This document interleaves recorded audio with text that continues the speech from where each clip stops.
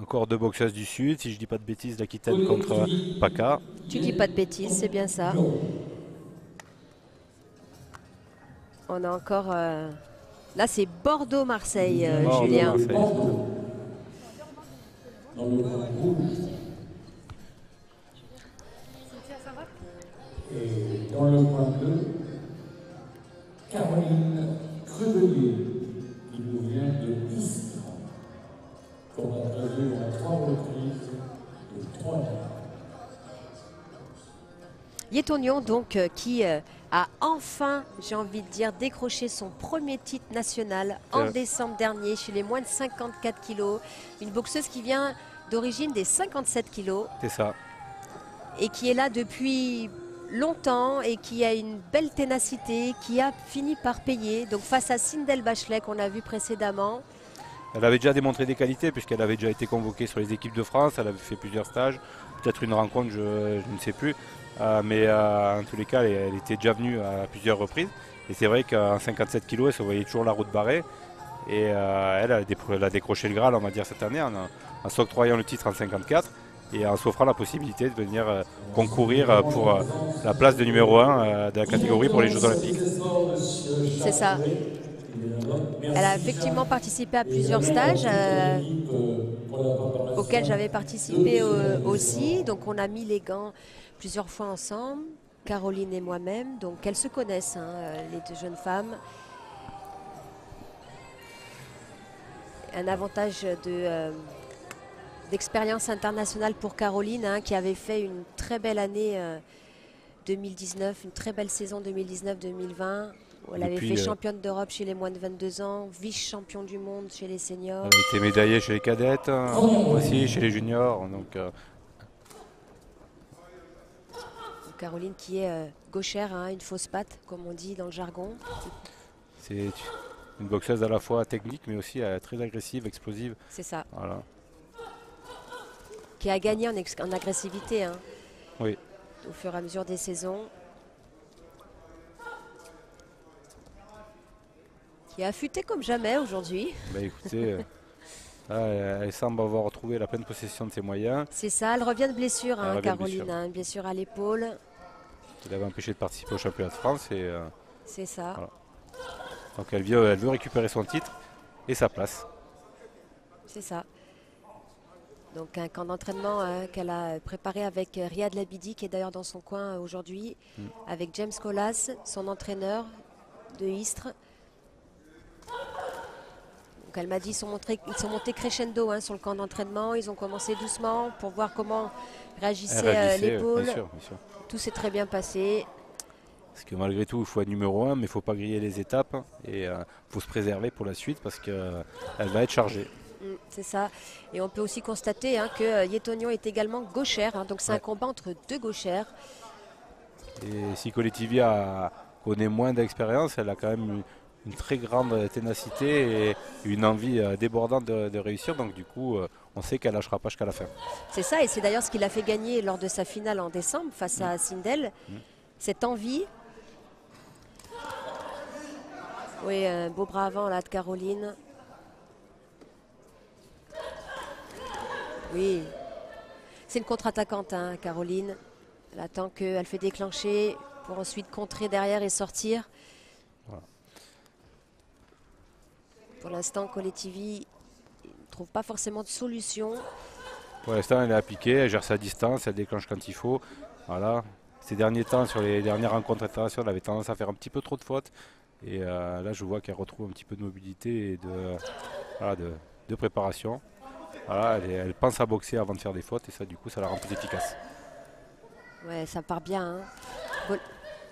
Pour Caroline.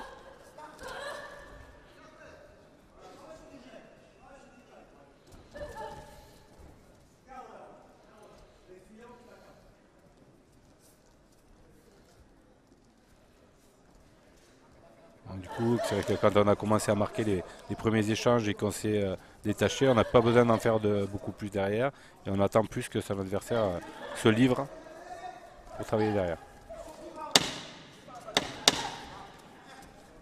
Bon, on lui demande dans son coin à Caroline de ne pas aller à la bagarre, justement. Non, de ne pas se coller.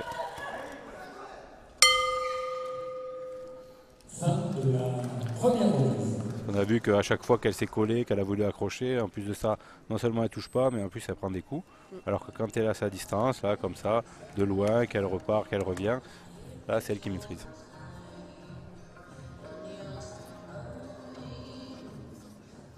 Tognon, on le voit dans le coin, c'est entouré de ses entraîneurs. Elle vient du club de ATH municipal de Bordeaux.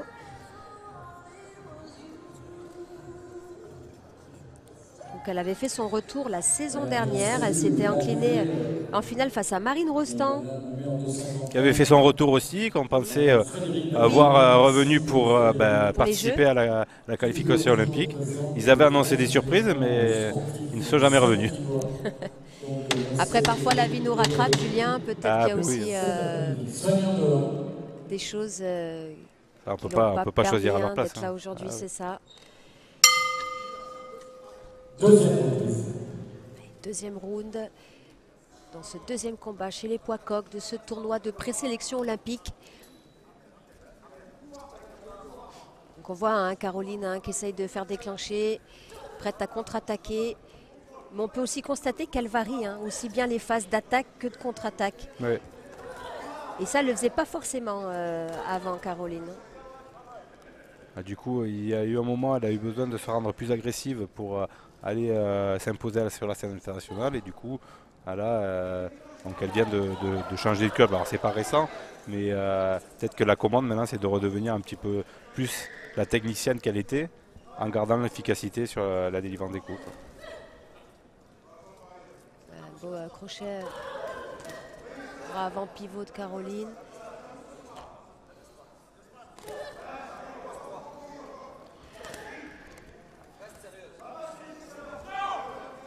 Attention.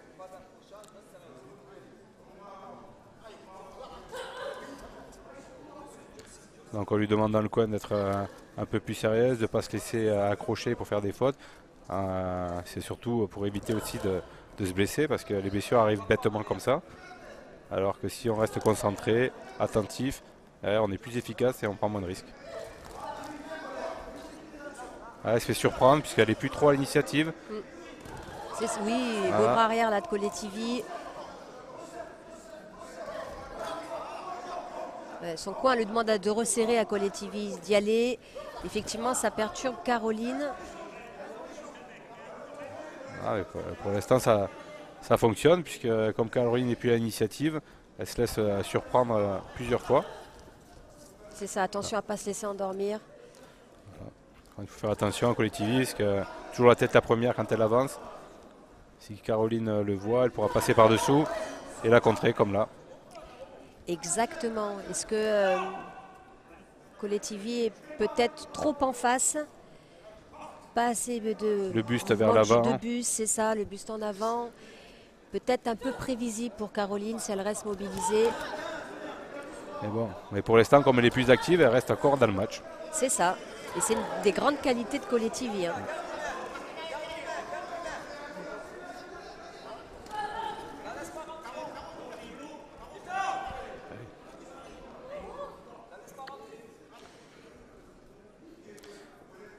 Et oui, son coin lui demande lui percute pour être sûr que ça rentre.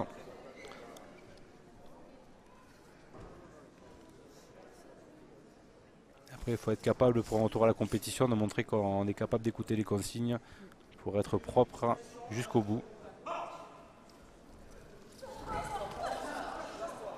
Et oui, c'est pour ça qu'on disait, c'est la numéro 2, la numéro 3 va devoir rester mobilisée, parce qu'il y a il y a ce tournoi certes qui joue, mais il y a aussi le sérieux, le fait de faire le poids, Julien, le fait d'être à l'écoute, le fait de participer à tous les stages et échéances en équipe de France.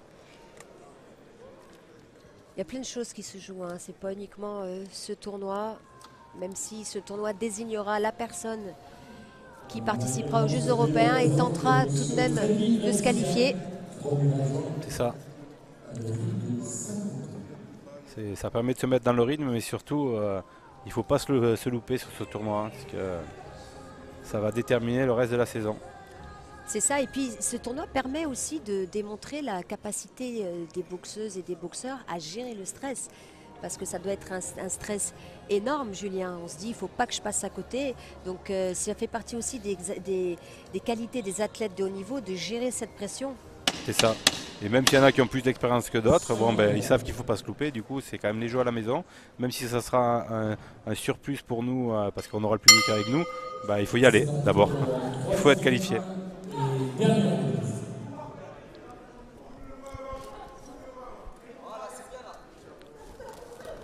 Oui, très belle contre-attaque de Caroline. Hein. Bras avant, bras arrière, bras avant, sortie. Attention, Coletivi à ne pas se jeter. Parfois, l'envie nous pousse à faire des fautes. Et une boxeuse comme Caroline joue sur les fautes de l'adversaire. Donc, il faut faire très attention à rester concentré et à gérer cette envie.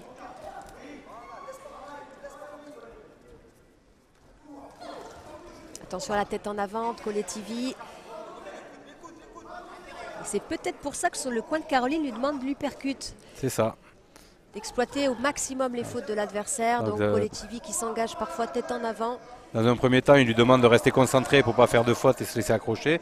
Et dans le deuxième temps, c'est aussi observer les fautes de l'adversaire pour être efficace derrière.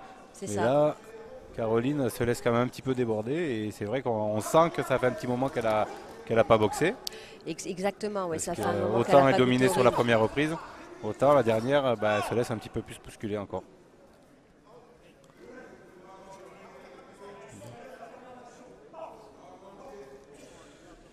Coletivi qu'on sent sereine hein, au fur et à mesure des rounds. C'est ça.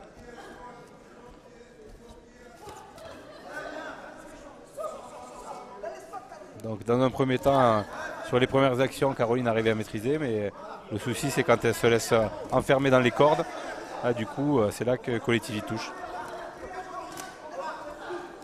Exactement. Donc elle devrait un petit peu plus occuper le centre du ring pour se laisser des portes de sortie plus faciles. Ouais, donc là, l'uppercut bras arrière, elle l'a tenté, Caro.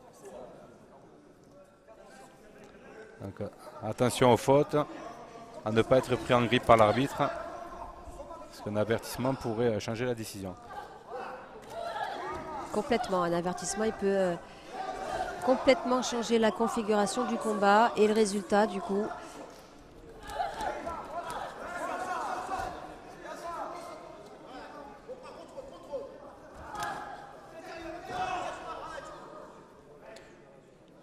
Donc on voit qu'elle a vu les fautes de l'adversaire qui se jette, mais plutôt que de le montrer à l'arbitre, elle ferait mieux de l'exploiter pour la toucher. Voilà des belles touches, Caro elle reste concentrée, il reste 20 secondes sur cette dernière reprise.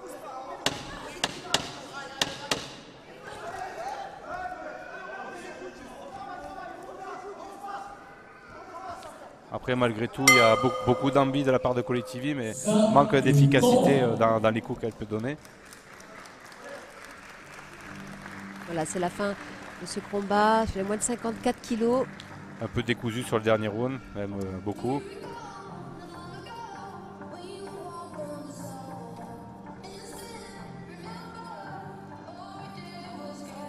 Qu'est-ce qui va l'emporter? Est-ce que c'est l'envie d'avancer constamment de Coletivi?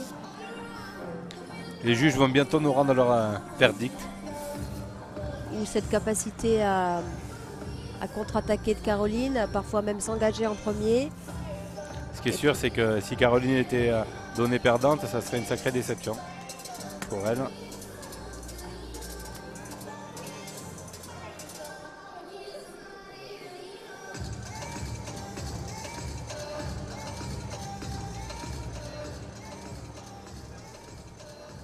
Caroline qui a l'air quand même confiante. Mais comme tu l'as dit plusieurs fois, Julien, on peut ne pas voir la même chose que les juges. C'est ça. Décision de ce combat et déclaré vainqueur, Lou Cornell. Voilà, donc c'est une belle victoire hein, de Caroline Crevellier pour un retour sur les rings, un retour réussi. Bravo à elle, bravo à Coletivi aussi, qui n'a pas démérité. Hein. C'est ça, ça a fait un match engagé. Personne n'a rien lâché. Caroline n'était pas sereine jusqu'à la fin et voilà, elle gagne grâce à sa belle entame de combat. Et il reste 2 autres combats aussi, Julien, hein, demain et dimanche. C'est ça. Il faut rester mobilisé.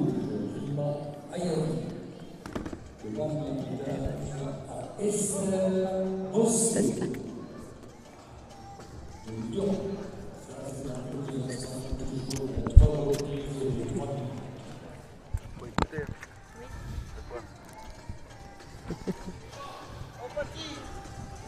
Donc là, on voit des beaux ralentis hein, sur ce combat.